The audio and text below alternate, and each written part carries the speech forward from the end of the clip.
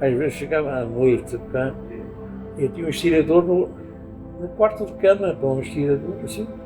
Sim. Desenhavas à mão primeiro os esboços, e depois, isto não sai, não sei, para que se lixou, dormi. E depois, no meio da noite, acordava com uma ideia, acendia a luz, para depois no dia seguinte desenvolver, para não fugir, para... Aceitei o desafio de ser condicionado. Quer dizer, eu não condicionei, mas aceitei ser condicionado. Aceitei e fui fazer.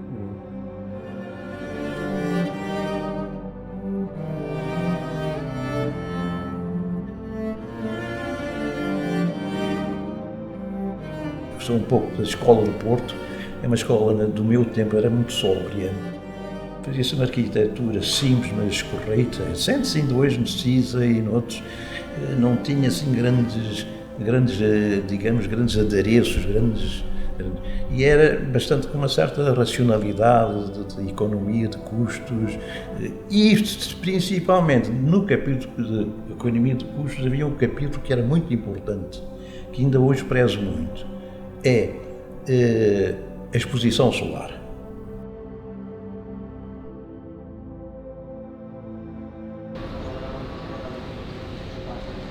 Porque antigamente ainda não havia, pouca gente tinha ar-condicionado, eram raros os edifícios com ar-condicionado. O sol em inverno entra nas divisões todas e no verão entra protegido, entra só uma negezinha.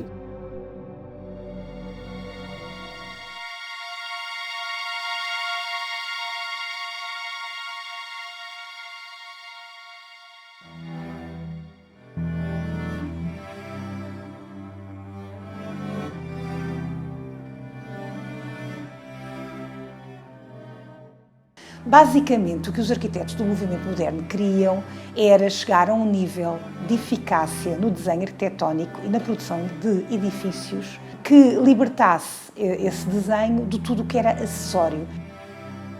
Portanto, a ideia do movimento moderno era essencialmente uma ideia de eficácia e que, se calhar, estes edifícios, enfim, tinham uma estética global, deveriam começar a ter algumas raízes na cultura local, beber da cultura local um pouco.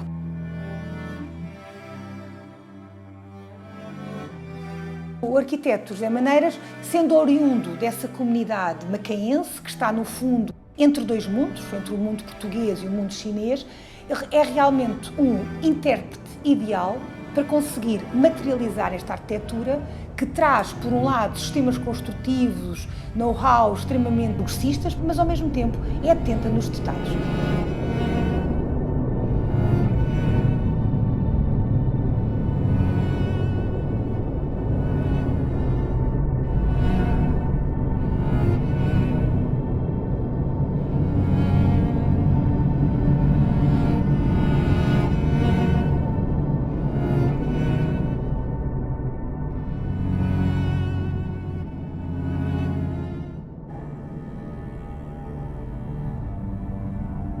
Tive certo amor a este conjunto, porque foi o primeiro prédio construído em Macau.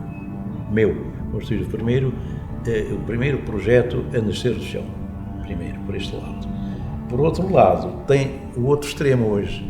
Eu atualmente, ao vê-los, ali aquele conjunto, no estado em que está, dá um maior desgosto que eu tenho.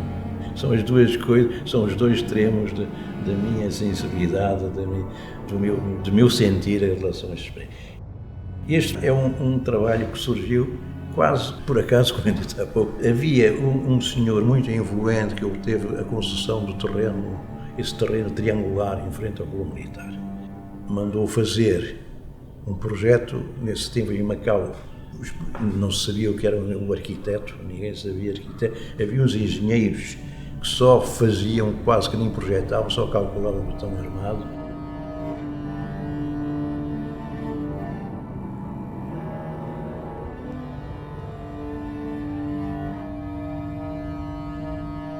O modernismo em Macau começa de uma forma um pouco tardia, como era natural nas colónias, e Macau era muito distante. Há um primeiro momento interessante em que praticamente não havia arquitetos, havia os arquitetos que estavam nas obras públicas.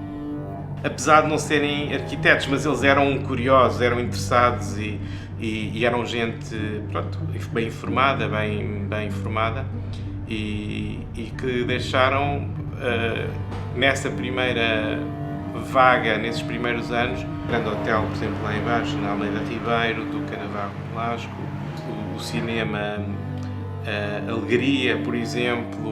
O Mercado Vermelho é um caso mais híbrido, ainda dentro do Art Deco, que é um projeto do engenheiro macaense.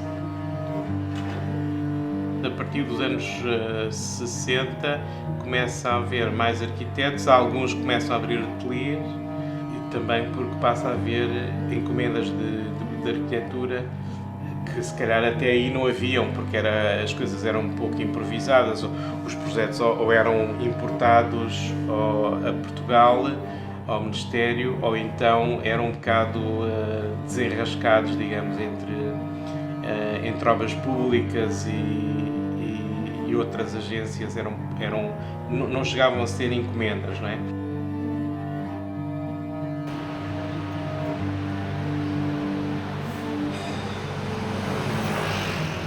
E então este senhor apresentou uma proposta de construir o terreno todo intensivamente, e terminando até em bico, que era um horror de edifício, não é? E pronto, aquilo tudo em frente ao Colombo Militar, que enfim, tinha umas características próprias, o Jardim de São Francisco, enfim, não havia ainda a ideia do património, mas havia qualquer sensibilidade.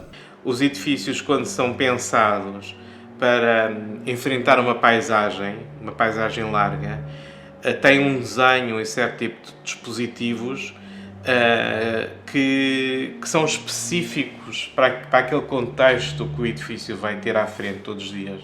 E de repente o Clube Militar, que inicialmente era um edifício feito a olhar para a baía, portanto em cima da água, ganha aquele lote à frente e portanto estava em risco de ter um edifício, uma parede corrida com 5, 6 andares. As obras públicas não se atreveram a aprovar aquilo. E aquilo foi para o governador. O governador era engenheiro, percebia alguma coisa. Então desceu do palácio, do primeiro andar, ao resto do chão, levou o esquema e chegou a um gabinete de urbanização onde nós estávamos a trabalhar. O arquiteto Manuel Vicente, que era mais ou menos o nosso chefe e mentor, estava ocupado com outras coisas, os outros todos disseram, indicaram a mim, pega lá, faz ali qualquer coisa, leva, estuda isto para casa. E fui para casa, fui esboçar e tal. E foi assim escalonado ao longo, para ficar, digamos, integrado na forma do triângulo. Portanto, são cada bloco, digamos assim, são dois conjuntos que se unem numa esquina, que a escada é comum, dá para um, dá para o outro. Tem uma característica boa, quer dizer, todos as divisões davam para o exterior, não havia nenhuma interior. Isto é a primeira. Depois, nesses 4 blocos, nesses 4 cubos, digamos assim, 2 a 2, encostados ombro a ombro, digamos, dava metade das frações pretendidas, a outra metade ficou em altura.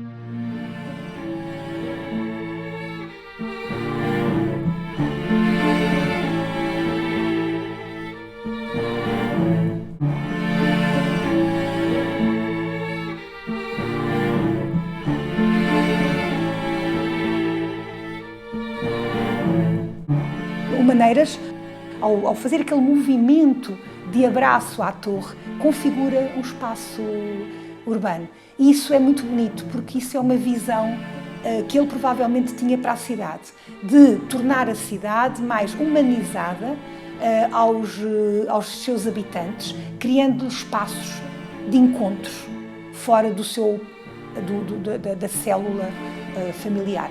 Inclusivamente ele tem repercussões internacionais, é noticiado e comentado e analisado em revistas, em jornais em Hong Kong, o que mostra que o arquiteto Maneira estava a exercitar uma linguagem que os colegas, mesmo fora de Macau, percebiam, compreendiam e queriam debater. é uma maneira de, não só de desenhar o seu edifício, mas de integrar um elemento patrimonial importante dentro da cidade, sem estar a criar emparedamentos sucessivos.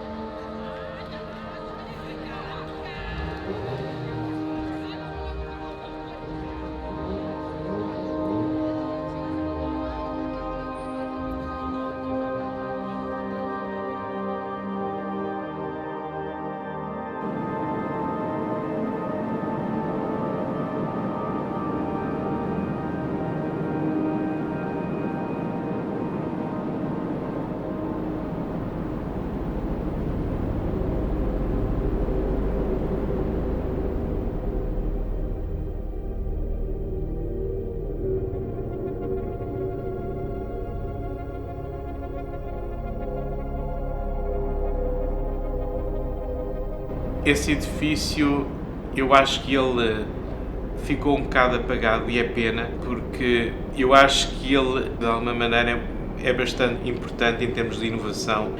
Hoje em dia a gente acha normalíssimo, porque há imensos edifícios mistos, mas nessa altura era uma coisa um pouco inovadora. Havia os edifícios... Primeiro não havia muitos edifícios em altura, havia edifícios de 4, 5 andares, e depois umas torres pontuais, não é? Porque nem havia a tecnologia, nem o conhecimento, nem o hábito de as pessoas viverem em edifícios de altura. Isso aparece nos anos 60.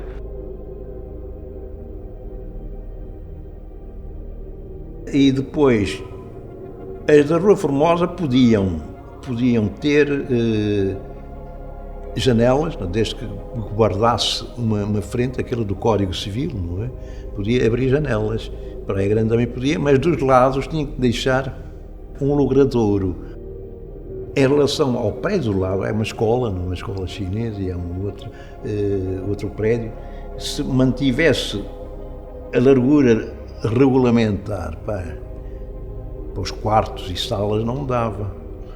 Para casas de banho dava estreitinho. E, portanto, o que é que eu fiz?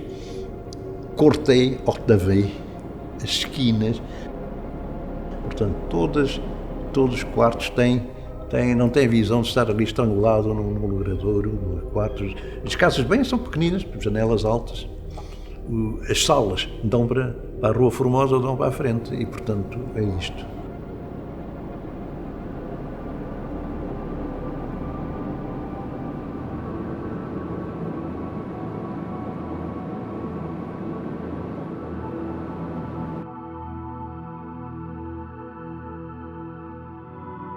Porque ser numa avenida importante com vistas sobre a Baía, e ele rodar o edifício e ter as habitações a olhar não para a frente, para a avenida, mas para os lados, para apanhar uma vista mais extensa, com as diagonais da avenida. Eu acho que é pena não haver uma memória mais sólida do que lá está, porque eu acho que há ali várias coisas que aconteceram pela primeira vez. Uma torre em ambiente urbano, não uma torre isolada na paisagem, mas que tem a parte comercial perto da rua e depois a estrutura residencial verticalizada. E, uma vez mais, é nos detalhes, nos acabamentos, que a torre é bastante extraordinária, com elementos subtis que acabam por interferir na vida das pessoas, mas de uma forma quase anónima, quer dizer, sem as pessoas se aperceberem, o espaço ganha qualidades.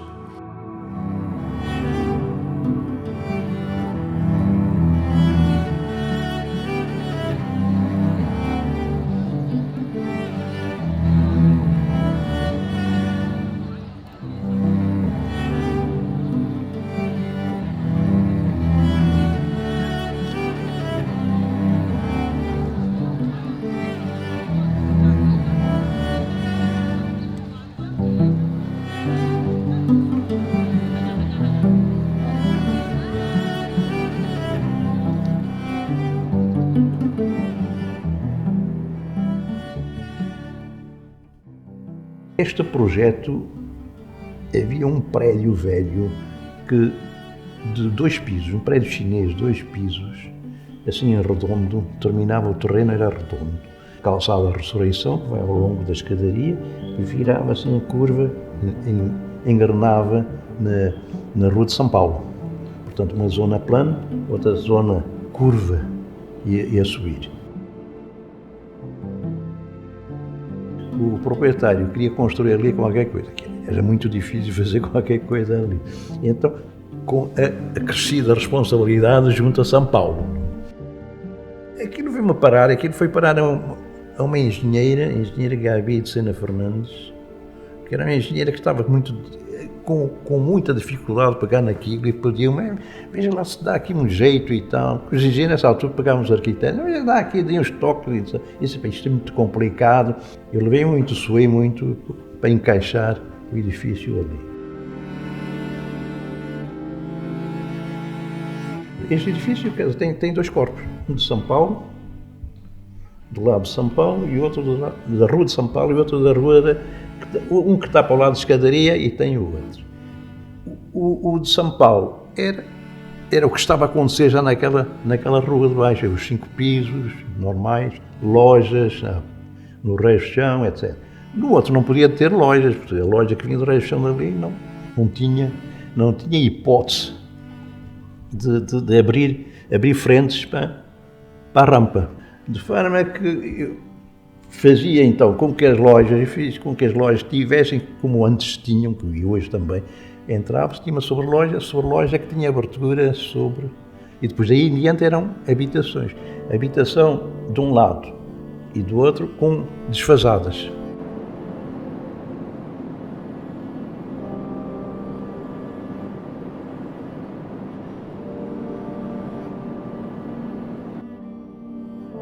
É dos edifícios, dos projetos do Zé Maneiras que eu mais gosto, é se calhar aquilo que eu mais aprecio. A rua está sistematicamente a descer e tem portas e entradas por ali fora, e portanto ele resolve-se muito bem, da maneira como divide as lojas, quando cria meios pisos para conseguir aproveitar esses desníveis todos.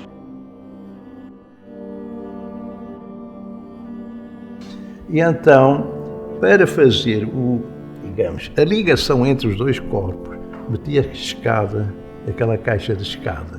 E a caixa de escada tem um desenho muito especial, que eu tive que fazer aquilo mesmo, com muita geometria descritiva, para fazer com que os próprios corrimãos e aquilo tudo desenvolvessem bem os degraus, porque chegava a um patamar, tinha outro, depois chegava outro, quer dizer, assim, já eram meio pisos. Um dos aspectos muito interessantes é a colocação da caixa de escadas. Permite criar uma fachada para quem se aproxima, quem vem daquela rua e se aproxima da escadaria das ruínas, uma fachada quase cega, que permite o nosso olhar dar a torção e encaminhar-nos para as ruínas. Porque é isso que nós vamos fazer quando vamos àquele lugar. É ver as ruínas, não é ver o edifício do José Maneiras. Portanto, tem esse aspecto do arquiteto saber exatamente onde é que está. Ser capaz desta subtileza é também não é qualquer arquiteto que conseguiria perceber exatamente onde é que está e o que é que deve ser o seu desenho e o que é que deve ser o seu edifício. Há aqui um aspecto interessante que eu queria realçar. Aquela empena fechada da escada era para fazer assim uma coisa sóbria, fazer a transição dos 2. E então a empena eu queria inicialmente que fosse em pedra.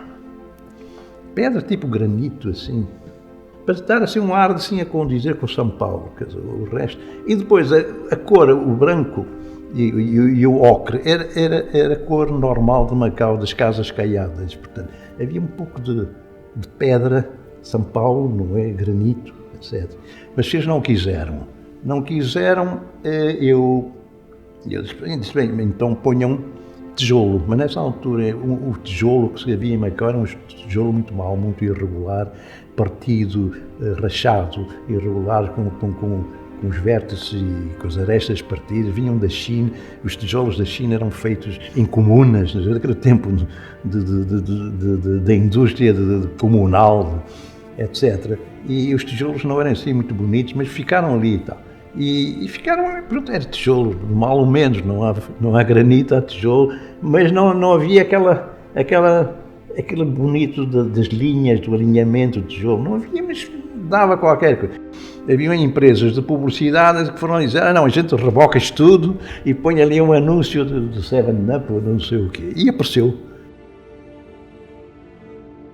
O Zé Maneiras tinha pensado nessa parede cega montar um painel artístico, o que faria todo sentido, porque era um confronto entre dois statements culturais, o painel artístico do edifício e as ruínas lá ao fundo, dos jesuítas. E eu, do meu ponto de vista, o desenho da arquitetura resistiu a isso. Está lá a parede cega que faz, apesar de tudo, ainda faz o mesmo efeito. E acho que é uma grande peça de arquitetura por causa disso tudo.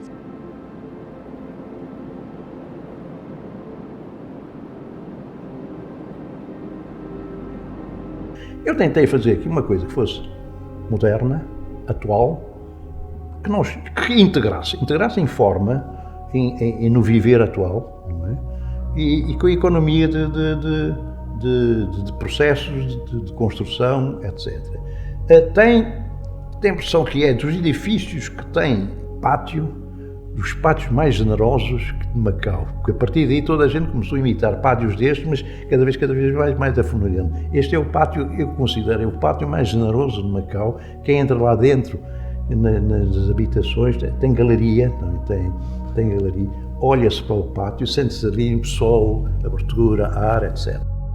E é isto que eu acho que é nesta resposta muito subtil que eu acho que o arquiteto Maneiras exibe a sua genialidade. Não é de facto em edifícios de grande rasgo, enfim, que todas as pessoas olhem e fiquem pasmados, mas é na capacidade exatamente de olhar ao pequeno pormenor, ao pequeno detalhe e na influência que esse pormenor e esse detalhe vai ter no cotidiano. Esta coisa histórica de Macau ter sido sempre um sítio, apesar da sua pequena escala, cosmopolita, onde havia pessoas bem pensantes, arrojadas, que tinham certo tipo de capacidade de inovação, apesar da precariedade da dimensão da cidade, mas às vezes um pouco com a ajuda de Hong Kong, com a ajuda dos técnicos que vinham de Lisboa. A obra destas pessoas que tiveram um contributo enorme para Macau, sendo demolida, de repente desfaz todo o século XX.